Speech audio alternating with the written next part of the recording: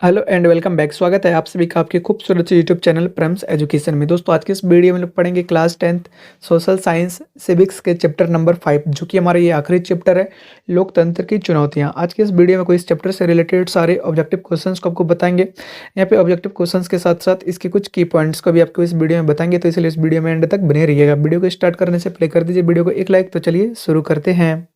तो हमारे यहाँ पे पहला की पॉइंट्स है कि भारतीय लोकतंत्र प्रतिनिधित्वात्मक लोकतंत्र है। इसमें शासन का संचालन जनप्रतिनिधि के द्वारा किया जाता है। अगला की पॉइंट्स है कि भारतीय लोकतंत्र सरकार के 3 अंग कौन कौन से हैं। तो इसके ऑप्शन हैं कार्यपालिका, विधायिका, न्यायपालिका। ये 3 अंग गति अवरोधक के सिद्धांत पर कार्य करते हैं। हमारा अगला की पॉइंट्स है कि भारतीय लोकतंत्र की प्रमुख चुनौतियाँ क्या क्या है। तो इसके ऑप्शन हैं आतंकवाद, अलगाववाद, नक्सली गतिविधि, आर्थिक अपराध, अशिक्षा, जातिगत भेदभाव, लिंग भेद, बाल मजदूरी, गरीबी आदि ये जो है भारतीय लोकतंत्र की प्रमुख चुनौतियां हैं। हमारा अगला की पॉइंट है कि भारतीय लोकतंत्र में विगत दशक से गठबंधन की सरकार का प्रचलन बढ़ा है, जिसमें प्रशासन पर सरकार का पकड़ ढीला हो जाता है। हमारा अगला की पॉइंट है कि अमेरिकी संविधान के निर्माताओं में से एक अलेक्जेंडर हैमिल्टन ने कहा था, कार्यपालिका में ऊर्जा होनी चाहिए तो विधायिका में दूरदर्शिता, जबकि न्यायपालिका में सत्य के प्रति निष्ठा और संयम होनी चाहिए। हमारा अगला की पॉइंट्स है कि सरकार की ज़रूरतों को पूरा करने के लिए धन की ज़रूरत होती है, जिसे लोगों से वसूला जाता है। इसे हम लोग कर कहते हैं। अगर आपसे पूछा कि कर किसे कहते हैं तो आपको ये डिफिनेशन यहाँ पे लिख देनी होगी। हमारा अगला प्रश्न अगला की पॉइंट्स है कि कर 2 प्रकार के होते हैं। एक कर यहाँ पे प्रत्यक्ष कर और अप्रत्यक्ष कर, यानी कि यहाँ पे जो आयकर, व्यय कर, निगम कर, संपत्ति कर आदि कर जो है वो प्रत्यक्ष कर है।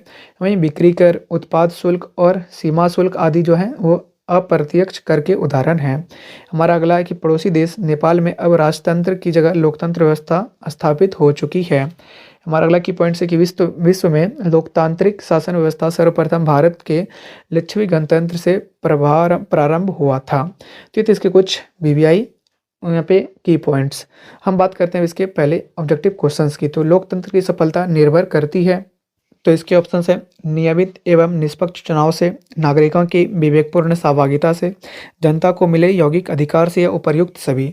तो लोकतंत्र की सफलता जो निर्भर करती है उपर्युक्त सभी तीनों कारणों पर यहाँ पे निर्भर करती है। हमारा दूसरा प्रश्न है कि लोकतंत्र की सफलता निर्भर नहीं करती है। तो इसके ऑप्शन है नागरिकों के राजनीतिक रूप से जागरूक होने से, नागरिकों में उच्च साक्षरता दर के होने से, नागरिकों में अलगाववाद की भावना के अनुरूप कार्य करने से, या इनमें से कोई नहीं। तो 2 का हमारा सही आंसर क्या आ जाएगा, नागरिकों में अलगाववाद की भावना के अनुरूप कार्य करने से। हमारा तीसरा प्रश्न है कि लोकतंत्र जनता का, जनता के द्वारा जनता के लिए शासन है, यह कथन किसका है। तो इसके ऑप्शन है अरस्तु, रूसो, ग्रीन या अब्राहम लिंकन। तो ये कथन अब्राहम लिंकन का है। हमारा चौथा प्रश्न है कि 2019 में लोकसभा चुनाव में भारत में मतदाताओं की संख्या कितनी थी। तो इसके ऑप्शन है 90 करोड़, 71 करोड़, 35 करोड़ या 95 करोड़। तो हमारा 4 का यहाँ पे सही आंसर क्या आ जाएगा, 4 का सही आंसर हो गया यहाँ पे 90 करोड़। हमारा पांचवा प्रश्न है कि क्षेत्रवाद की भावना एक कुपरिणाम है। तो इसके ऑप्शन है अपने राष्ट्र से लगाव, राष्ट्रीय हित, राष्ट्रीय एकता, या इनमें से कोई नहीं। तो 5 का हमारा सही आंसर हो जाएगा इनमें से कोई नहीं। राष्ट्र क्षेत्रवाद की एक कुपरिणाम क्या है, आतंकवाद वगैरह सब यही है क्षेत्रवाद का कुपरिणाम। हमारा छठा प्रश्न है कि भारतीय लोकतंत्र डैश प्रकार का लोकतंत्र है। तो इसके ऑप्शन है प्रतिनिधित्वात्मक, एकात्मक, प्रत्यक्ष या उपर्युक्त तीनों।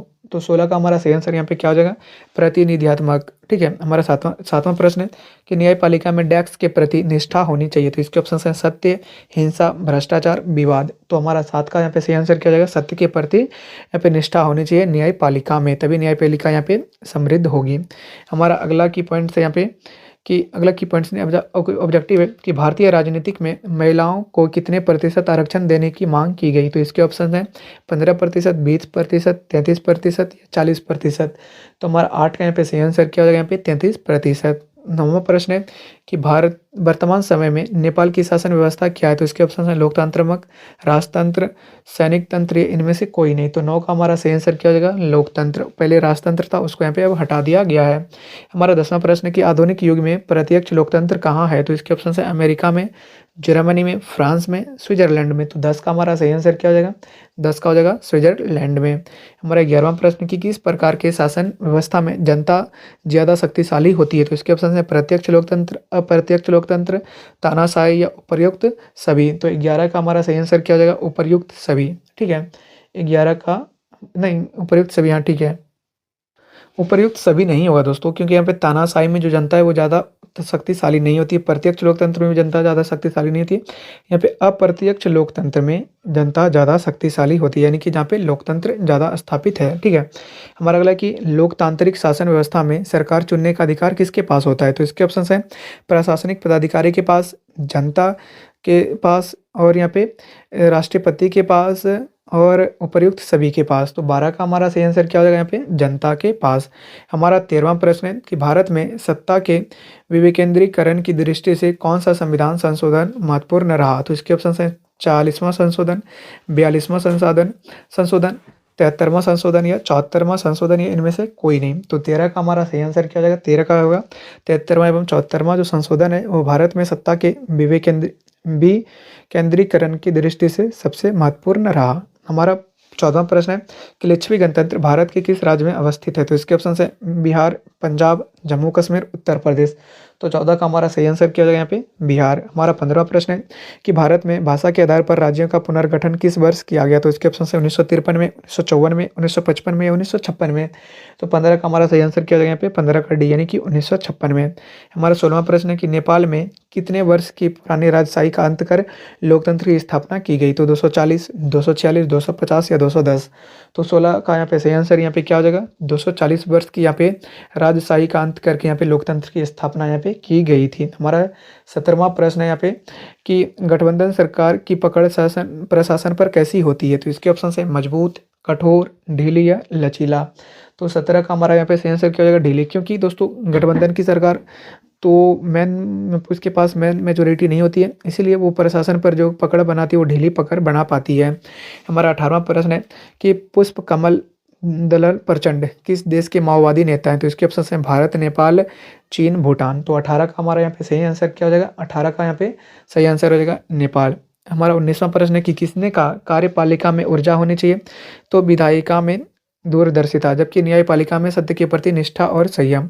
तो इसके ऑप्शन हैं अलेक्जेंडर हैमिल्टन, अब्राहम लिंकन, माओ त्से तुंग या इनमें से कोई नहीं। तो 19 का हमारा इसमें सही आंसर क्या हो जाएगा? Alexander Hamilton. हमारा 20वां प्रश्न है कि निम्नलिखित में कौन सा कारक लोकतंत्र की चुनौती है? तो इसके ऑप्शन है राष्ट्रीय विकास, देश प्रेम, जातिवाद या पंचायती राज। तो 20 का हमारा सही आंसर क्या हो जाएगा यहाँ पे? जातिवाद जो है वो देश कारक के लोकतंत्र की चुनौती है। ठीक है। हमारा 21वां प्रश्न कि लोकतंत्र में कौन सा कारक लोकतंत्र की चुनौती नहीं है? तो इसके ऑप्शन है आतंकवाद, क्षेत्रवाद, देश प्रेम या परिवारवाद। तो 21 का हमारा सही आंसर यहाँ पे क्या हो जाएगा? 21 का हो जाएगा यहाँ पे देश प्रेम जो है वो लोकतंत्र की चुनौती नहीं है। हमारा 22वां प्रश्न है कि लोकतंत्र किसको बढ़ावा नहीं देता है? तो इसके ऑप्शन है समानता की भावना को, गरिमा एवं प्रतिष्ठा को, विशेषाधिकार को, फैसला लेने की गुणवत्ता को। तो 22 का हमारा यहाँ पे सही आंसर क्या हो जाएगा? विशेषाधिकार को यहाँ पे बढ़ावा नहीं देता है। हमारा 23वां प्रश्न है कि इसमें किस देश में अप्रत्यक्ष लोकतंत्र है? तो इसके ऑप्शन है भारत, अमेरिका, इंग्लैंड या इनमें सभी। तो 23 का हमारा यहाँ पे सही आंसर क्या हो जाएगा? इनमें सभी अप्रत्यक्ष लोकतंत्र है। ठीक है।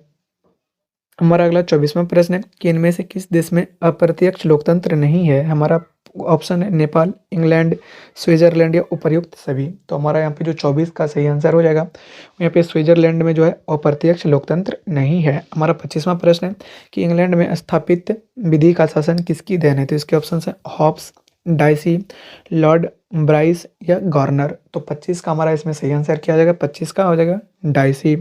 हमारा 26वां प्रश्न है कि महादलितों के विकास के लिए महादलित आयोग किस राज्य में बनाया गया? तो इसके ऑप्शन है बिहार, झारखंड, उड़ीसा, केरल। तो 26 का हमारा यहाँ पे सही आंसर क्या हो जाएगा? ए, यानी कि बिहार में। हमारा 27वां प्रश्न है कि मॉडर्न डेमोक्रेसी नामक पुस्तक के लेखक कौन है? तो इसके ऑप्शन है लॉर्ड ब्राइस, जे.एस. मिल, जेम्स मिल या गार्नर। तो 27 का हमारा सही आंसर क्या हो जाएगा?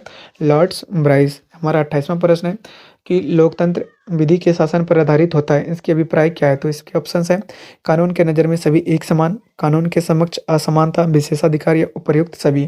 तो 28 का हमारा सही आंसर होगा यहाँ पे ए, यानी कि कानून के नज़र सभी एक समान होते हैं, ये विधि के शासन पर आधारित होता है। हमारा 29वां प्रश्न है कि लोकतंत्र शासन व्यवस्था के बारे में क्या सही है? तो इसके ऑप्शन है कि इसमें जन सहभागिता का अभाव रहता है, इसमें जनता की इच्छा का अनादर किया जाता है, सरकार का निर्वाचन जनता के द्वारा होता है, इनमें से कोई नहीं। तो लोकतांत्रिक शासन व्यवस्था में यहाँ पे सरकार का जो निर्वाचन होता है वो जनता के द्वारा यहाँ पे होता है। हमारा 30वां प्रश्न है कि निम्नलिखित में से कौन सी व्यवस्था उत्तरदायी एवं वैध है? तो इसके ऑप्शन हैं लोकतंत्र, तानाशाही, निरंकुश या राजशाही।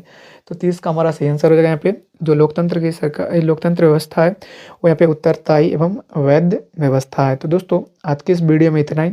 हम आशा करेंगे यहाँ पे जो आपको यहाँ पे जो हमारा सिविक्स का लेसन 5 है लोकतंत्र की चुनौतियाँ, उससे रिलेटेड जितने भी आपके ऑब्जेक्टिव क्वेश्चन आपके आने वाले एग्जामिनेशन में पूछे जाते हैं उन सारे को मैंने आपको इस वीडियो को बता दिया है। ठीक है, आप इसको सारे को याद कर लीजिए, इसकी की पॉइंट्स को भी आप माइंड में रखिएगा। आप जब एग्जाम देने जाइएगा तो आप यहाँ पे एक भी क्वेश्चन आप मिस नहीं करेंगे। आपके सिविक्स सेक्टर यहाँ पे सिविक्स में जो इतने भी क्वेश्चन आएंगे सोशल साइंस में यानी कि पॉलिटी में। तो आज की इस वीडियो में इतना ही, मिलेंगे इसके अब लॉन्ग और शॉर्ट क्वेश्चन के वीडियो के साथ। तब तक के लिए आप लोगों से विदा लेते हैं। जय हिंद।